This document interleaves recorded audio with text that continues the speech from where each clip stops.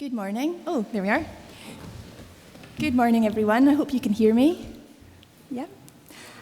It's lovely to see all of you and to open the second day of our wonderful conference with a paper on Catholic women and poetry. Our paper this morning is really going to be in two parts, and it's going to form something of a dialogue. Today, Emma Mason and I will both be speaking about a neglected and actually, I think, submerged tradition of Catholic poetry by women. With me speaking first, I'll be talking about poetry from my own national and cultural context in Scotland within a kind of global grammar of Catholic devotion, and giving brief examples of poetry, mostly from the early to mid-20th century. And then after that, Emma is going to be speaking about contemporary poetry by women poets whose aesthetics manifest presence, absence, perception, and contemplation.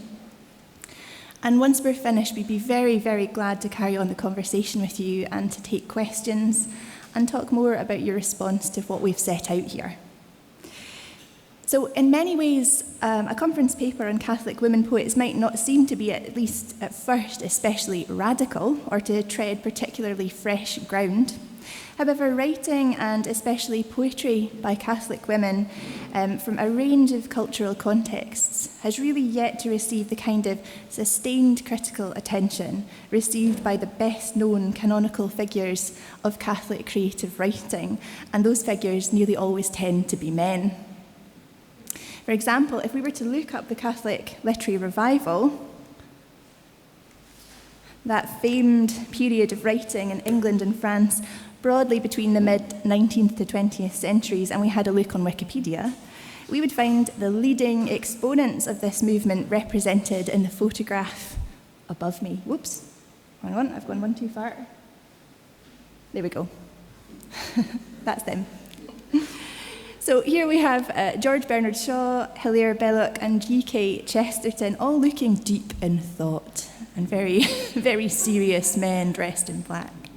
And of course, the standard representation of this movement in Britain and France as predominantly male isn't confined only to Wikipedia. So you had a sneak preview a minute ago, but here are some covers of some popular and accessible studies of Catholic fiction published in roughly the last 40 years. On the left, we have Joseph Pearce's study, Literary Converts, Spiritual Inspiration in an Age of Disbelief, or Unbelief. And its cover displays photographs going clockwise of Oscar Wilde, Hilaire Belloc, again, George Bernard Shaw, who wasn't actually a Catholic convert, and the young Evelyn Waugh. And it should be said that alongside a photo of G.K. Chesterton on the back cover of this book, there's also an image of the Catholic English crime writer Dorothy Sayers. And in another edition of the book, Edith Sitwell features on the front cover, again with three male writers, but the overwhelming impression here is that the canon is male-centred. The book in the middle of the slide is the important, wide-ranging and groundbreaking study, Faithful Fictions, the Catholic Novel in British Literature by Thomas Woodman. And this is a really important book. And for me, one of its great strengths is that it recognises that British Catholic literature isn't homogenous. Woodman explores the work of writers from across Britain diligently and with a very keen eye, always aware of historical and cultural nuances at work in their writing. And on this cover, we see a more mature Evelyn Waugh than there was on the last cover. We also see Muriel Spark, a woman, and then, of course, Graham Greene. And these are three writers that Spark's biographer Martin Stannard called a grand triumvirate of Catholic convert novelists in the 20th century. And below them, in the final photograph, is their literary inheritor, and actually a very fine critic of Greene, David Lodge, the novelist. And then on the right-hand side, the final image on the slide, you'll see the cover of Richard Griffith's 2010 study, The Pen and the Cross, Catholicism and English Literature, 1850 to 2000. So the usual suspects are depicted in some rather nice line drawings here. We've got Cardinal Newman, possibly Maurice Baring, You can correct me if I'm wrong.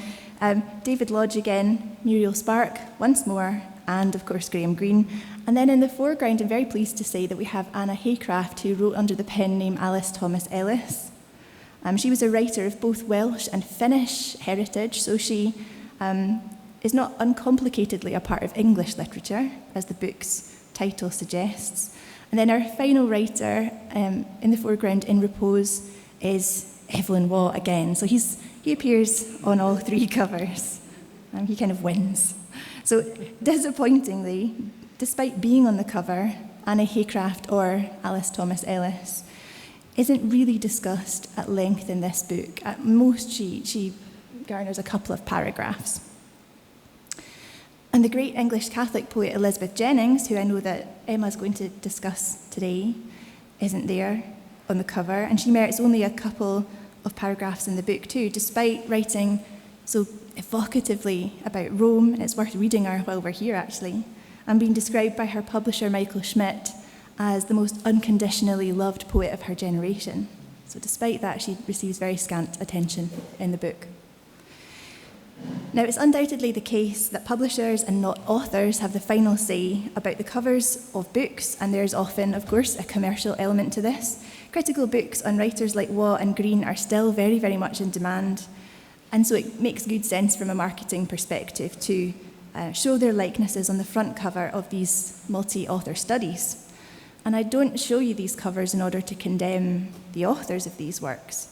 For my own book's cover, I have a photograph of a dedication of a crucifix on the Orkney Islands off the north coast of Scotland, and this image shows an almost entirely male congregation. And in tracing a history of Scottish Catholic writing in my past work, I focused predominantly on men, so I'm not innocent of the charge of foregrounding a tradition of male Catholic writers.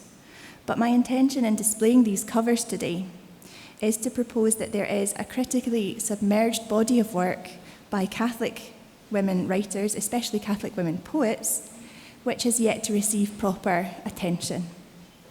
Uncovering this work and bringing it to light in criticism and in brand new editions represents something of a sea change in attitudes towards writing by Catholic women. And indeed, the new Catholic University of America Press series, Catholic Women Writers, edited by Bonnie Lander-Johnson and Julia Metsaros, is leading the charge in bringing out-of-print works by Catholic women back into publication. Now, let me just turn to the work of some Catholic women, here we go, whose work I'm currently reading and working on, and who I believe are part of an untold story of Catholic creative writing in the 20th century. You'll have noticed that there is one woman who appears on the cover of two of the books that have been on the slides this morning already, and that's Muriel Spark. And Spark is a writer who nicely troubles the waters of two easy definitions of Catholic writing in English. For a start, she was a convert of mixed Anglican and Jewish heritage, and she referred to herself as the Gentile Jewess. And she was also Scottish, from Edinburgh, the city in which I work. The photograph on the left, I don't know if you can make it out, is in fact a flagstone from the Writers' Museum in Edinburgh, which is situated right next door to the School of Divinity where I work, just a few steps away. And this flagstone, bearing Spark's name and dates, includes the words, "the transfiguration of the commonplace," a quotation from perhaps her most famous novel, The Prime of Miss Jean Brodie from 1961, and also, I think, a very pithy summation of the work of Catholic fiction and poetry, The Transfiguration of the Commonplace. And I've also included a photograph of Spark's gravestone here, which is on the right. If you look closely, you'll see that it bears the words Muriel Spark Poeta, or of course, poet in Italian. And Spark moved to Rome from New York in 1966 before settling in Tuscany in the early 1970s, where she lived until her death, and it's in Tuscany that she's buried. Spark is not known as a poet. She's the very well-regarded author of 22 novels, but she thought of herself this way. She thought of herself as a poet, and her poetry still has to be reckoned with critically. Moreover, despite being, as Gerard Carruthers puts it, the superlatively successful Scottish author since Robert Louis Stevenson, another Scottish writer and poet who lived a cosmopolitan life around the globe, Spark's Scottishness is often ignored or subsumed into the broader canon of English literature. And despite her inclusion in studies of Catholic writing, like those already mentioned, her Catholicism sometimes goes underappreciated. Willie Maley rightly observes that Spark's poems of Africa can contribute to discussions of Scotland's colonial past, and certainly her years in Zimbabwe from, I think, 1937 to 1940, then Southern Rhodesia, which formed the backdrop to many of her short stories and some poetry, are now the subject, quite rightly, of critical scrutiny and debate and critique. But we shouldn't miss the spiritual content of this work and other work. So if we take the poem Like Africa, for example, it begins, let me just wait till the slide loads.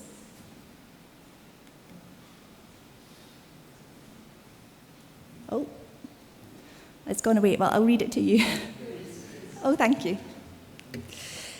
He is like Africa, whose white flame the brilliant acres lie, and all his nature's latitude gives the measure of the simile.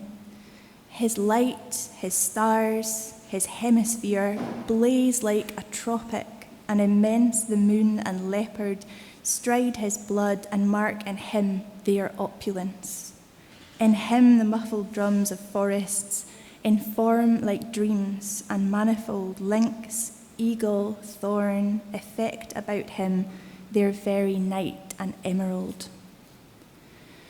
So Maley reads this as a love poem for Spark's one-time suitor, Howard Sargent, who she fell in love with during the 1940s.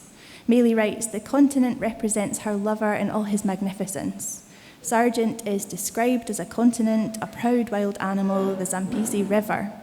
This poem comes close to another poem, Anniversary, in that both verses draw on imagery from Spark's African experiences. Well, that's all very well, but is this really a love poem? Of romantic love? To my eyes, at least, this is divine love, or perhaps both divine and romantic love coalesce in these lines. For me, at least, Spark's poem is a love song to the God who creates the vast sacramental cosmos. I'll turn now very briefly to two other Catholic women poets whose work I've been reading recently and working on. If Spark's Like Africa draws on her experience of Zimbabwe, then the work of Anne Scotman-Creef, a hugely neglected figure of the so-called 20th century Scottish cultural renaissance, is a wholly vernacular work which determinedly signals its Scottishness through its choice of Scots language as a vehicle for late modernist spiritual contemplation. And like Spark, Anne Scotman-Creef was a convert, but while she found considerable success as a writer of children's stories, which are still in print, her poetry and fiction for adults is now almost wholly forgotten. And her husband, also a literary convert, is a better known, though relatively neglected, Scottish writer. In her poem Dirge, Scotman-Creef writes, "Now for a while, Sib, to your deathless flesh we haud the biding bairn, the high sky loon, and man made like to God. Us slidders, our hailet we catch inkling of the word, and see the upstairs room, the famous supper spread by Christ Jesus by wine and bread." Now, I can understand if you find this language a bit impenetrable. It's not easy for me, and I'm Scottish.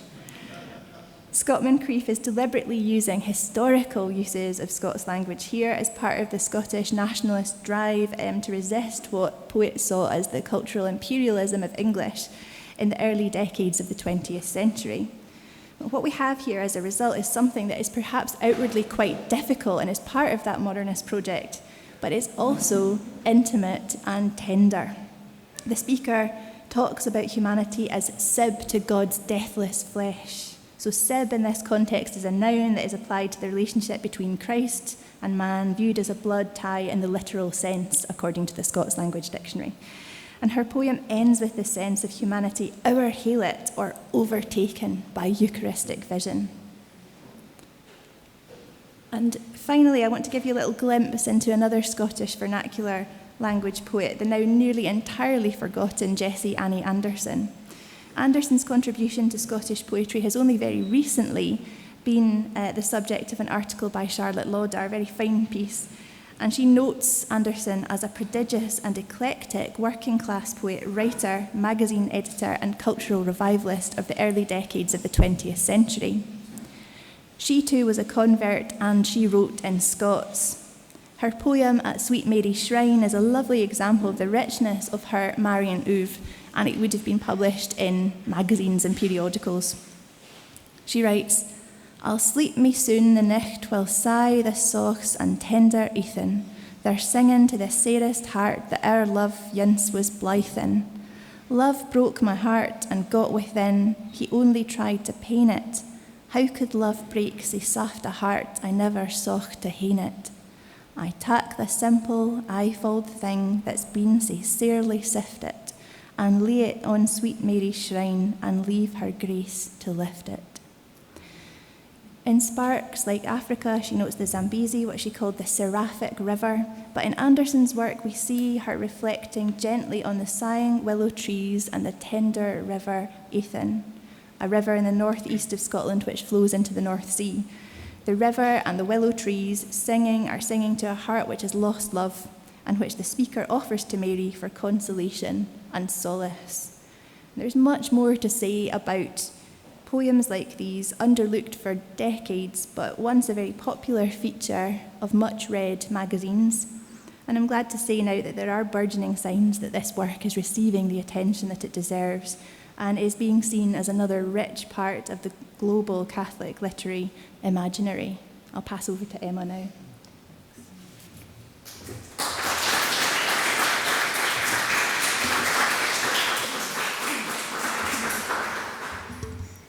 Hi everyone. Just get that so it's not too echoey. So I'm Emma Mason, and as Mark said, I'm from the University of Warwick. I work in the English department there, and I teach mainly Christian literature and philosophy as well. And I'm going to start with a brief extract from a poem by Jennings, although I will be talking mainly about contemporary women who are sort of writing now. But Jennings was really the poet that I started to kind of think about Catholic women's poetry, mainly because she's a really popular poet in Britain and in America. She's Catholic, most of her work is religious, and yet nearly all the criticism on her, up until probably about 10 years ago, treated her completely like a secular poet. And that was partly because the anthologies of her work were edited by Michael Schmidt, who did say to me directly, I'm not interested in religion. I've deliberately cut all the religious stuff out of her work because I didn't think that she would sell if I left it in. And of course, Michael was very supportive of me doing my own edition, which tried to put a lot of that work back. But there's still quite a lot of work by Jennings that's unpublished, including a really interesting essay called Rome that's in the Jennings archive at Georgetown. So it's sort of extraordinary that somebody that is relatively canonical for a poet, popular, is still not explored. You know, if that was somebody like Evelyn Waugh, I doubt there's anything that we're going to find by Evelyn Waugh. I mean, I hope there is, but I doubt there are any boxes of unknown novels in attics anywhere. So I'm just going to say something before we get to listen to our poets about the way in which academic study has had a very mixed relationship with their work. Now, on the one hand, those who work on literary, historical, philosophical, and theological questions are now very keen to acknowledge women writers and thinkers. On the other hand, higher education, and I'm going to talk about higher education in the UK because that's what I know, but listening to people yesterday, it seems like it's widespread. It tends to be very suspicious of Christianity, which it charges with reducing women to an uneducated and naive ambassadors of a conservative, if charitable, social agenda. But since their earliest writing, Christian women have not just balanced compassion with profound intellectual and spiritual insight, but see them on a continuum. So that's, I think, part of the reason that they are often sidelined, because there's a sense that their intellectual work works together with their emotional capacity, and literary criticism isn't very good at kind of seeing intellectual thought and emotion together. It kind of wants to split them off so that there's difficult poetry here and there's emotional poetry here. And of course, that's not true when you look at most poetry. So art and compassion are connected, and that's why I wanted to just quickly put up this an extract from Jennings' poem, Michelangelo's first Pieta, where Jennings identifies Our Lady as a kind of poet figure who joins art compassion. Carve a compassion, older than you are, he lies upon your lap. What can you do but hold him with a trust you also fear? Thus, Michelangelo saw what a girl may do for gods. It's perhaps difficult to meaningfully elide the work of Catholic women poets, given the complexity and nuance of their individual experiences. However, I do see identifying characteristics across the modern Catholic women that I've been reading in the last few years. The Trinidadian British Varney Anthony Ezekiel Capildeo, the Mojave Natalie Diaz, the Australian Anne Elvey, American poets Fanny Howe and Anne Carson, Irish Roisin Kelly, Brazilian Adelia Prado, Russian Elena Schwartz, and British Hilary Davis, Maria Pacella, and Sally Reid. As a group, Catholic women poets are often defined by their confessional negotiation of the ostensible strictures of the Church through dogma, motherhood, childhood, sacraments, prayer, nostalgia, and the body, both of themselves, the saints, Our Lady, and Christ. The thought I'd like to offer today is that what gathers their poetry is a refusal of the secularized scramble for universal, explanatory mastery. This comprises a valuing of non-measurable forms of awareness in which to perceive spiritual time. Now, by this I mean that many of the women that I've just listed reject an intellectual imperialism that only esteems that which can be objectified or measured via money or classification. And by that, I'm thinking of some of the comments yesterday also about the valuing of science, engineering, technology over literature and the arts. In contrast to that drive in higher education to basically make money, these women find in the poem a language to enact presence, perception, contemplation, and meditation, vision and faith, often by turning to metaphors and light. They have vision and faith often by turning to metaphors of light and darkness in which to glimpse, not grasp, discern, not master. So it's really interesting listening to the poets yesterday because there were so many of them talking about light. It was incredibly interesting. And I think many of the women that I'm reading are really interested in darkness and the relationship, again, between those two.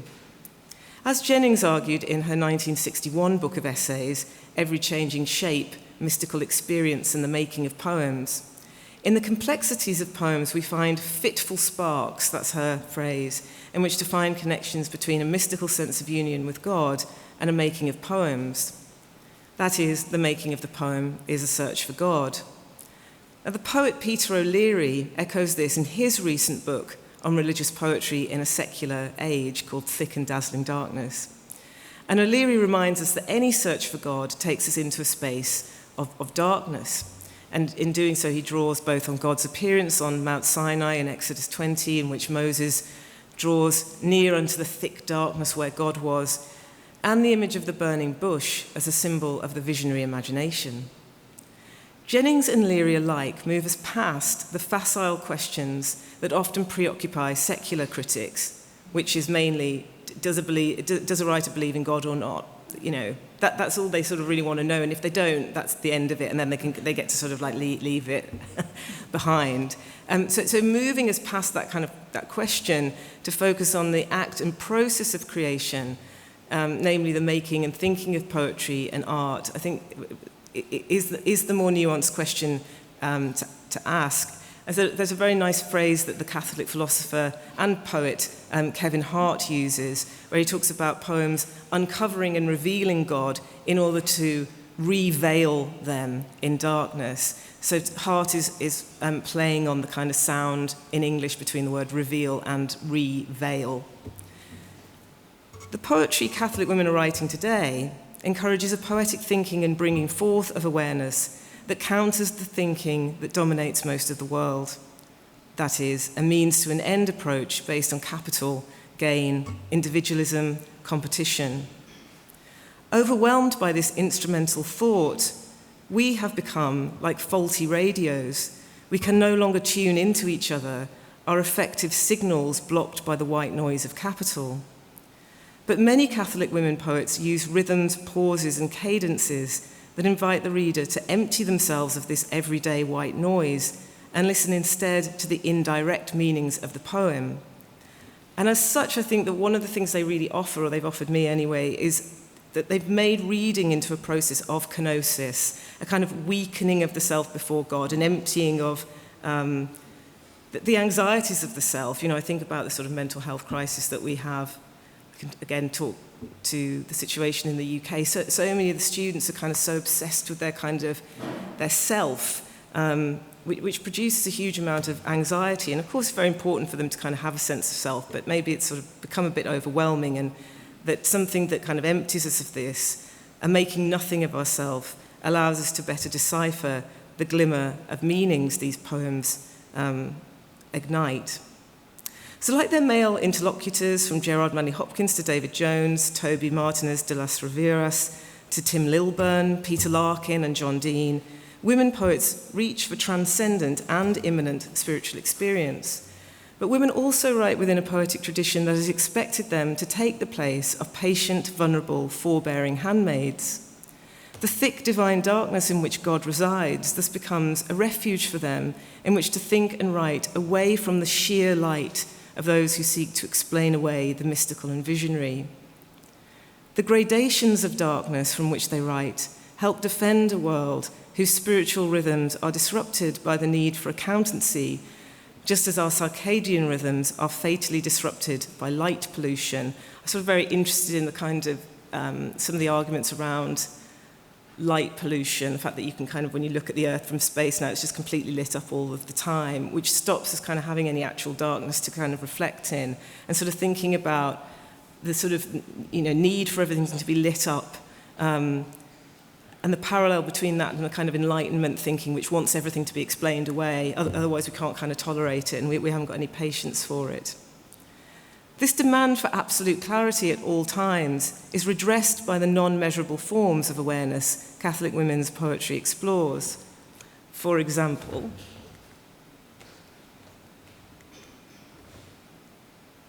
which one are we on there? No, too far. There we go. In Roisin Kelly's poem Easter, we hear a moment of luminescent renewal through a mediation on words and the agency they grant. You yourself are glowing with words. They move up and down you as if they're alive. The words bring themselves to me and tell my tongue sweetness over and over. The words are everything. With them, I'll turn water to wine at your wedding. The glimmer of Kelly's poem gives us an image of light made strange by Sally Reid in her poem, Holy Saturday, one that confronts our desire to retreat into what feels familiar when confronted by pain, and encourages the preparation and reflection needed to anticipate the resurrection. And this is Sally's poem. This is the way of man, to gather up the body and shut it in, and try uselessly to go back to the way things were again. The earth is blood-logged. Blood feeds each thoughtless weed. In dark houses, women's ears are strummed by those last cries, sounds that will not die and have come to shape them as dry trees are cupped around the cry of long-spent wind. The light is strange, says one, and the road is dull to the feet, as though a covering had been drawn across the sky. Enmeshed in the horror of the crucifixion, the women who attended the cross listen rhythmically to Christ's last cries here as they resist the attempt to go back to the way things were. Christ's death brings a new kind of strange light in which the sky and so the heavens feel suddenly withdrawn, but the light is still there. The poem creates an abundance of possibilities that counter a modern insistence on independent secularity and the restraint of the sacred. Thus, for Maria Apicella, and she's the last poet I'll talk about today, she is also in your volumes of poetry that you can scan. Maria Apicella, in her collection Psalmody, illumination is always accessible. We can always attempt to elucidate the promise of the divine, but it is communal moments of sharing in everyday experience that make room for God. Here is poem 16 from her collection Psalmody. No, was it there? Spirit of illumination, where are you on a Saturday night? Do I need to woo you with candles? Why do the cynical thrive? I've flung down my life like a Turkish rug. When will you bring me home to your shelter? Let me breakfast in wheat-flaked gratitude. Let all my feelings be simple, painless to share, like cigarettes, salt, directions to the Black Lion. In linguistic form, these images, salt, cigarettes, the alcohol that you get when you go to the pub, the Black Lion, are all covenants of friendship, and in the poem becomes a metaphysics of participation. So to paraphrase Fred Moten, poetry is how we fellowship. But without God, such covenants can end up in harmful, protective self-definitions that atomize us from each other. With God, the poem takes us into a thinking of relation where we are emptied, kenotically, of our complex worldly selves and drawn into the enduring commonality of identity in Christ. As Apicella writes at the end of this poem, if you will not answer, bandage me in blankets of weakness strongly. I really love that phrase, weakness strongly, a kind of a prayer for weakness and holy undecidability in the anticipation of actually experiencing God, and so kind of being filled again, so from that state of emptiness to kind of be filled, so that kind of, again, there's a continuum between these apparent binaries, light, dark, weakness, strongness, emotion, intellect, that produces, I think, a very non-dualist experience for the reader. So that's what I've got to say, and I think now we're going to bring the poets up, aren't we, Mark, so that they can read some of these poems. Thanks.